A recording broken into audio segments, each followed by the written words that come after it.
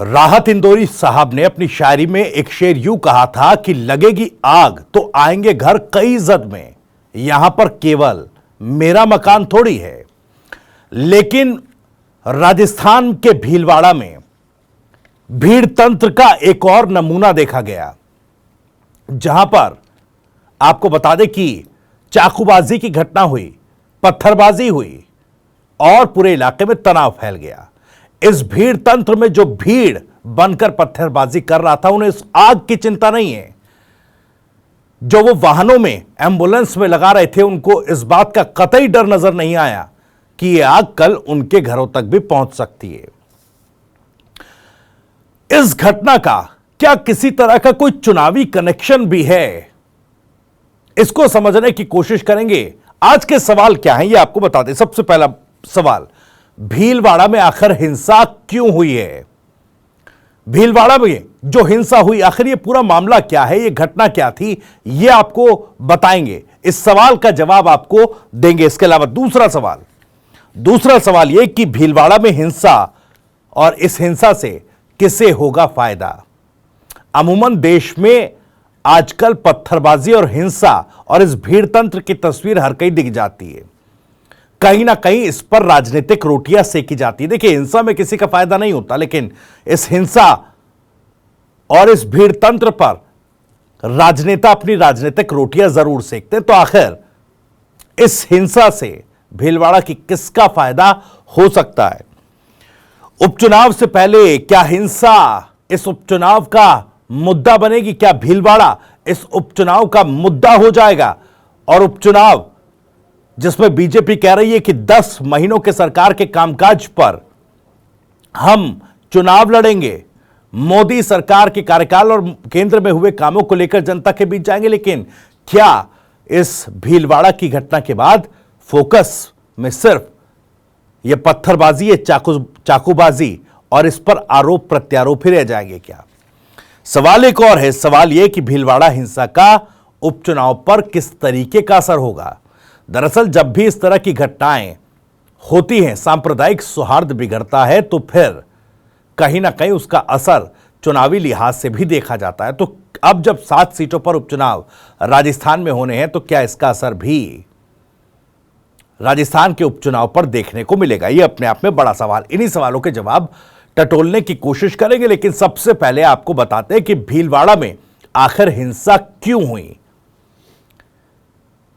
बीते दिन, या यूं कहें कि बीती रात, ऐसा क्या हुआ कि भीलवाड़ा की सड़कें एक बार फिर तनाव की परिधि में आ गई? दरअसल भीलवाड़ा में बीती रात यानी 24 अक्टूबर की रात विवाद हो गया। विवाद पटाखे चलाने की बात को लेकर हुआ है, यह बताया जा रहा है। दरअसल शहर के भीमगंज थाना इलाके में महात्मा गांधी अस्पताल के टेम्पो स्टैंड के पास 3 युवक पर चाकूबाजी की गई, हमला किया गया। घटना की सूचना मिलते ही शहर में तनाव फैल गया। आक्रोशित भीड़ ने 2 से 3 वाहनों को आग लगा दी और इससे शहर में बवाल हो गया।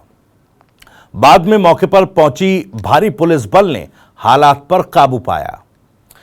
इसके बाद पुलिस ने बताया कि पार्षद पति देवेंद्र हाड़ा और उनके 2 साथियों पर रात को कुछ असामाजिक तत्वों ने हमला किया। इससे वो गंभीर रूप से घायल हुए। उसके बाद आसपास की क्षेत्रवासी और हिंदू संगठनों में आक्रोश पैदा हो गया। मामले की सूचना मिलते ही मौके पर भीड़ इकट्ठा हो गई और बाद में भारी प्रदर्शन करने लग गई। मामले की गंभीरता को देखते हुए एसपी धर्मेंद्र सिंह यादव सक्रिय हुए। उन्होंने पुलिस की टीमों का गठन कर आरोपियों की धरपकड़ कार्रवाई शुरू की। देर रात तक पुलिस ने कई संदिग्धों को हिरासत में ले लिया था। पुलिस अधीक्षक धर्मेंद्र सिंह यादव ने बताया कि देर रात सूचना मिली थी कि महात्मा गांधी अस्पताल के पास पटाखा चलाने की बात को लेकर विवाद हुआ।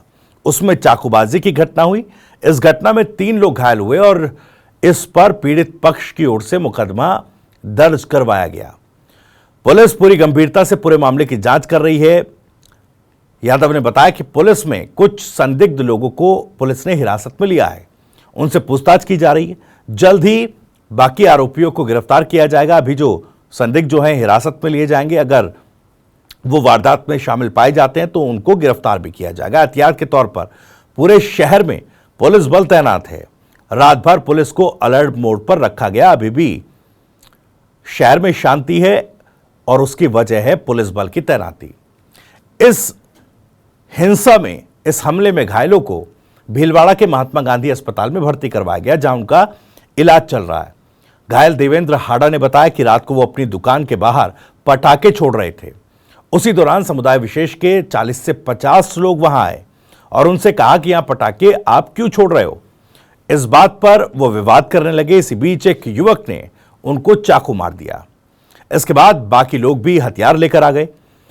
देवेंद्र हाड़ा ने बताया कि बदमाशों ने उसके साथी आनंद शर्मा भतीजे बबलू पर भी चाकू से हमला किया।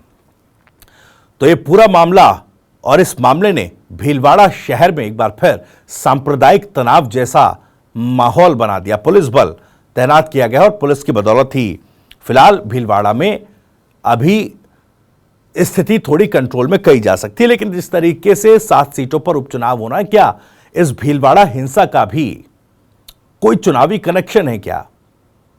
अब देखिए, उपचुनाव में तमाम राजनीतिक दलों ने अपने कड़ी कांटे कस लिए हैं। अपने अपने जो प्यादे हैं वो सेट कर दिए। एक तरीके से कहें तो टिकटों का बंटवारा हो चुका है और इस टिकटों के बंटवारे के बाद भी राजस्थान में हर एक दल अपनी अपनी कसरत चुनावी करते नजर आ रहे हैं, क्योंकि कांग्रेस के लिए भी इस बार का उपचुनाव बेहद आसान नहीं रहने वाला।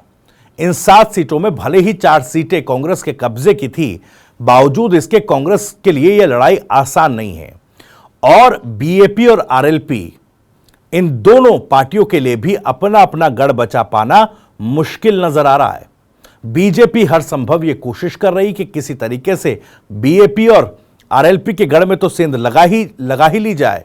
वहीं कांग्रेस को भी इस उपचुनाव में थोड़ा डेंट उन्हीं के कब्जे वाली सीटों पर दे दिया जाए। अब कांग्रेस के लिए मुश्किल यह हो गई है कि कांग्रेस के साथी जो गठबंधन के लोकसभा चुनाव में रहे, वो इस बार गठबंधन में नहीं है। हनुमान बेनीवाल लगातार ये कहते रहे, उन्होंने प्रेस कॉन्फ्रेंस भी करी और कांग्रेस पर काफी खफा नजर आए। वो कहते नजर आए कि कांग्रेस अगर गठबंधन में चुनाव लड़ती तो गठबंधन के तहत वो 7 सीटें जीत जाती। अब देखिए 4 भी मिल पाए तो बहुत है। यानी इशारा वो कर रहे हैं। उधर नरेश मीणा दौसा सीट से बगावत करके नामांकन भर चुके हैं कांग्रेस पार्टी से। हालांकि कल वो ये कह रहे थे, कल रोते हुए उन्होंने कहा कि देखिए, मुझे उम्मीद थी कांग्रेस पार्टी से, लेकिन उम्मीद टूट गई। टिकट उनको नहीं मिला। मेहनत बहुत कर रहे थे टिकट को लेकर। लोकसभा चुनाव में भी दावेदारी पेश की थी, लेकिन तब सचिन पायलट के कहने पर मान गए थे। लेकिन इस बार उपचुनाव में भी उनको टिकट नहीं दिया गया। कल तक वो कह रहे थे मैं चुनाव नहीं लड़ूंगा। इस तरह की स्थिति अभी नहीं है। प्रहलाद गुंजल को लेकर कह रहे थे कि मेरी उनकी जोड़ी न टूटे, उनके नेतृत्व में हाड़ौती में काम करूंगा। लेकिन एक ही दिन बाद उनका हृदय परिवर्तन हो गया। अब किसकी शह पर हुआ?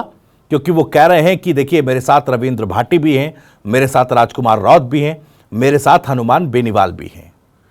अब चूंकि कांग्रेस ने खींवसर सीट पर अपना प्रत्याशी उतार करके हनुमान बेनीवाल की मुश्किल थोड़ी खड़ी कर दी है, तो दूसरी तरफ हनुमान बेनीवाल, रविंद्र भाटी और राजकुमार राउत का समर्थन लेकर देवली उनियारा में क्या ये जो तीसरा मोर्चा बनता दिख रहा है, क्या ये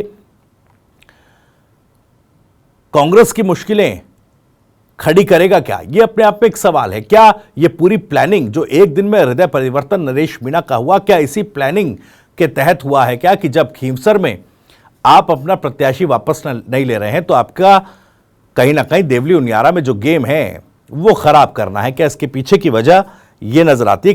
खैर, राजनेता हैं, चुनाव राजनीतिक पार्टियां हैं, चुनाव जीतने के लिए लड़ती हैं और कहीं ना कहीं दूसरों को चुनाव हराने के लिए हर एक राजनेता और राजनीतिक दल कसरत कवायद करते जरूर नजर आते हैं। लेकिन इस बीच जब भीलवाड़ा में ये स्थिति हुई, क्या भीलवाड़ा इस उपचुनाव के लिए राजनीतिक टूल बन गया है? क्योंकि बीजेपी के लिए राह आसान नहीं है। बीजेपी भले पूरी कोशिश इन उपचुनावों में पूरी ताकत झोंक रही है। आप अगर बीजेपी के 7 सीटों पर उम्मीदवार देखिए किस तरीके से जातिगत समीकरणों का बैलेंस रख के अपने उम्मीदवार उतारे, उसके साथ स्टार कैंपेनर्स की लिस्ट इन 7 सीटों के उपचुनावों में बीजेपी ने जाहिर की है, बीजेपी के इस पूरे कसरत से लग गया है कि बीजेपी कोई भी कांटा या कोई भी कील ढीला नहीं छोड़ना चाहती। पूरी ताकत के साथ इस उपचुनाव में बीजेपी जुटी है, क्योंकि लोकसभा में झटका खा चुकी है विधानसभा में प्रचंड जीत के बाद, और उस ट्रेंड को बीजेपी अपने खाते में ही इस उपचुनाव के जरिए रखना चाहती है कि चुनावी जो ट्रेंड है वो बीजेपी के लिए बना हुआ है। अब देखिए, इस तरह की घटना एक बार फिर भीलवाड़ा में हुई, जिसमें सांप्रदायिक माहौल बिगड़ा है। अब इस बिगड़ते सांप्रदायिक माहौल पर भी क्या उपचुनाव की राजनीतिक रोटियां सेकी जाएंगी? क्या इस पर एक बार फिर से हिंदू मुस्लिम विवाद को तूल दिया जाएगा क्या? क्योंकि जैसा मैंने पहले कहा कि बीजेपी की राह आसान नहीं है। 4 सीटें कांग्रेस के कब्जे वाली हैं, एक बीएपी और एक आरएलपी के कब्जे वाली सीट है। बीजेपी के खाते की महज एक सीट सलूम्बर की है, जहां पर उसको सिंपैथी वोट हासिल है, क्योंकि अमृतलाल मीणा जो बीजेपी के विधायक थे, उनका निधन हुआ। उनके बेटे को ही जो है, माफ कीजिएगा, उनकी पत्नी को, शांता देवी मीणा को उस सीट से उतार दिया गया। लेकिन इसके अलावा 6 सीटें बीजेपी की ऐसी 6 सीटें ऐसी हैं जिस पर बीजेपी जीत की आस लगाए तो बैठी है, लेकिन उम्मीद कम नजर आती है। अब भीलवाड़ा की हिंसा क्या बीजेपी के लिए वो एक फैक्टर या वो लहर पैदा कर देगी जिसमें कहीं ना कहीं बीजेपी हिंदुत्व और हिंदुत्व के मुद्दे को आगे कर सकती है? क्योंकि देखिए, हिंदुत्व का मुद्दा बीजेपी के लिए कोर मुद्दा है, कोर चुनावी मुद्दा रहा है। अब ऐसे में जब भीलवाड़ा में एक बार फिर से हिंदू मुस्लिम, या यूं कहें कि सांप्रदायिक तनाव बिगड़ा है, तो क्या इस पर उस तरह की चुनावी रोटियां फिर सेकी जाएंगी क्या? क्योंकि देखिए, इन भीलवाड़ा हिंसा का जो असर है वो कहीं ना कहीं सीधे तौर पर सलूम्बर सीट और 84 सीट पर तो असर डालेगा ही। इन 2 सीटों पर इस हिंसा का असर उपचुनाव में नजर आएगा। सलूम्बर सीट पर एक तरीके से कहें तो बीजेपी के लिए थोड़ी राह और आसान हो सकती है, क्योंकि वहां पर बीजेपी थोड़ी मजबूत भी रही है, सिंपैथी फैक्टर भी है, और एक बार फिर से हिंदू समाज को एकजुट करने का आह्वान वहां पर स्थानीय नेता करते नजर आ सकते हैं, और इसका सीधा सीधा उपचुनाव पर असर हो सकता है। दूसरा 84 सीट देखिए, यहां पर राजकुमार रौत जो उनका मजबूत गढ़ ये सीट कहा जाता है, यहीं से विधायक थे, अब लोकसभा के चुनाव में सांसद बन चुके हैं। सीट उनके जाने से, संसद जाने से खाली हुई है, तो अब यहां पर बीजेपी सेंधमारी की कोशिश कर रही, लेकिन मजबूत किला है। बात यह अलग है कि राजकुमार रौत की पार्टी भारत आदिवासी पार्टी में भी अब थोड़ी सी यूं कहें कि नेताओं के बीच नाराजगी सामने आ रही है। पोपट खोकरिया वो टिकट की आस लगाए बैठे थे, कांग्रेस से भी बातचीत चल रही थी, लेकिन कांग्रेस में वो बातचीत सफल नहीं हो पाई।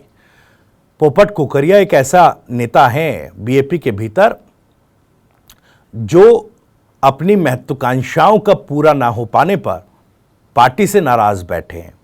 तो कहीं ना कहीं बीएपी की जो मजबूत गद्दी थी और उसके जो 4 पांव थे, उसमें से एक पांव इस नाराजगी से डगमगाता नजर आ रहा है। तो फिर क्या भीलवाड़ा की हिंसा और इस हिंसा से सांप्रदायिक तनाव और इस तनाव में हिंदू समाज का जो गुस्सा है, क्या वो बीजेपी को एक एज उपचुनाव में दिला सकता है क्या? और ये कहीं ना कहीं बीएपी के लिए मुश्किल पैदा कर सकता है, क्योंकि देखिए, हालांकि दोनों आदिवासी बहुल सीटें हैं, आदिवासी जो वर्ग है, आदिवासी जो वोटर है, वो कहीं ना कहीं निर्णायक भूमिका इन सीटों पर निभाता है। लेकिन क्या हिंदू वोट बैंक को एकजुट कर बीजेपी इस माहौल में क्या गेम पलट सकती है, और क्या इस तरह का असर 84 सीट पर हो सकता है? देखिए, अब चूंकि राजस्थान में भी उदयपुर में जिस तरीके से कन्हैयालाल हत्याकांड हुआ, उसके बाद जो एक आक्रोश था हिंदू समाज के भीतर, वो अलग अलग राज्यों में देखा गया और चुनावी लिहाज से भी देखा गया। कन्हैयालाल हत्याकांड का मामले का असर अलग अलग राज्यों में चुनावी लिहाज से हुआ। कई और जगहों पर राजस्थान में इस तरह की हिंसाएं हुई हैं, जयपुर में हाल ही में किस तरह की वारदात हुई, और कई इलाकों में इस तरह की जब वारदातें हुई हैं, उस बीच भीलवाड़ा का यह मामला एक बार फिर क्या राजनीतिक लिहाज से तूल पकड़ेगा, यह अपने आप में सवाल है। खैर, इसी सवाल के साथ इनसाइड स्टोरी में इतना ही। वीडियो और जानकारी पसंद आई हो तो वीडियो को लाइक करें, ज़्यादा से ज़्यादा शेयर करें। आप भी इस मामले पर कुछ कहना चाहते हैं तो कमेंट बॉक्स आपके लिए खुला हुआ है। अपनी बात, अपना सवाल, अपनी राय आप कमेंट बॉक्स के जरिए से पहुंचा सकते हैं। राजस्थान से जुड़ी और भी तमाम खबरों को सबसे पहले जानने के लिए सब्सक्राइब जरूर करें TV9 राजस्थान। नमस्कार।